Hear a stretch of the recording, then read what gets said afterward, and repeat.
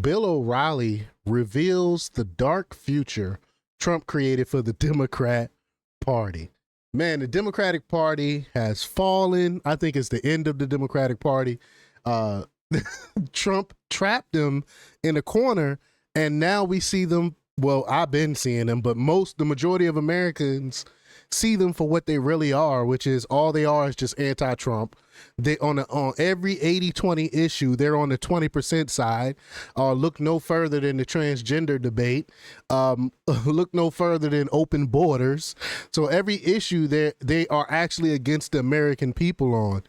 So we're gonna talk about it. We're gonna play the clip and hear what Bill O'Reilly has to say about it. But before we get started, go ahead and hit that like button, share this out so we can get this information out there. Subscribe if you're not already a subscriber, and hit that alarm bell so you know when I'm putting out new stuff. Also, check out my link tree in the description. It has a link to my Patreon. That's where I talk about things that I can't talk about here. There's also a link to my Instagram and my X account, so follow me there as well. All right, so let's get into this news. Now, this comes from Zero Hedge, and they report that best-selling author, this is from Zero Hedge by way of the Vigilante Fox. Best-selling political author Bill O'Reilly says Donald Trump has driven the Democratic Party to the edge of total collapse. And I agree. On Wednesday night's episode of Cuomo, O'Reilly laid out exactly why the Democrats are in free fall, comparing their current situation to the collapse of the Republican Party in 1931, when Herbert Hoover's response to the Great Depression left Americans furious. So let's just get to the clip here. Well, this is just the clip. I want to play the entire segment. So I'm just gonna scroll down here. We watch the entire segment. Here we go.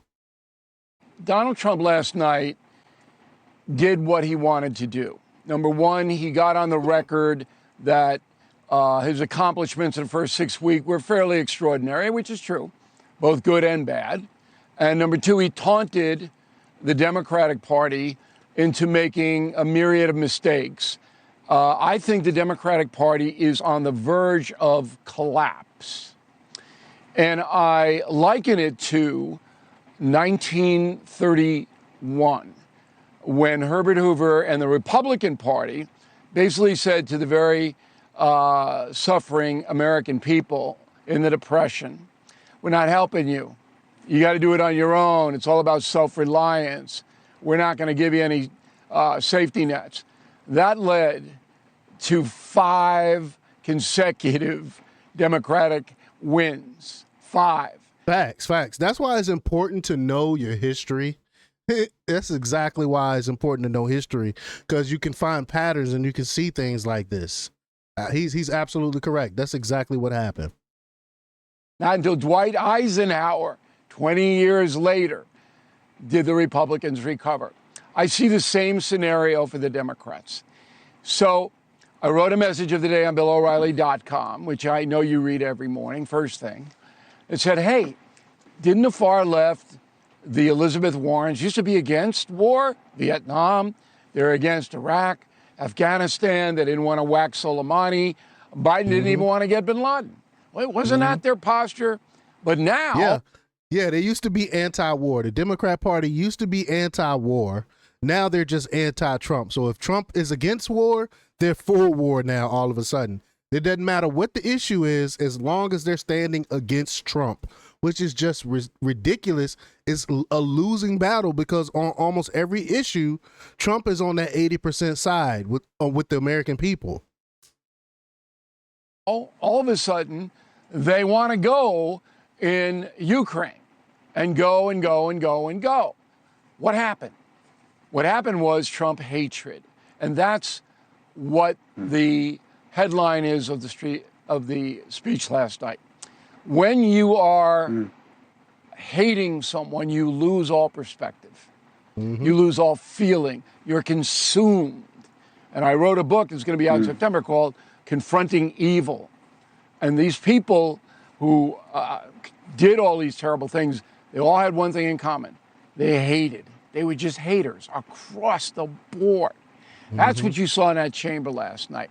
You saw it from Green. I thought Al Green was the guy who was saying, Love Can Keep Us Together, or what, that great soul Wrong song. Al And all of a Green. sudden, this guy from Texas looked like he should be starring in the Texas Chainsaw Massacre. He's up there flailing around. And I'm going, what? Wait, you think you're helping your party? Do you think anybody at home watching this likes this Right. in the House of Representatives? But he couldn't help it because he hates Trump so much. And that's across the Yeah, board I mean, look, in the Democratic Party. well, it's not just the Facts. Democratic Party. It's across that chamber. It's across the country, as manifested in social media. I see our ruling class as echoing social media more than they do reality.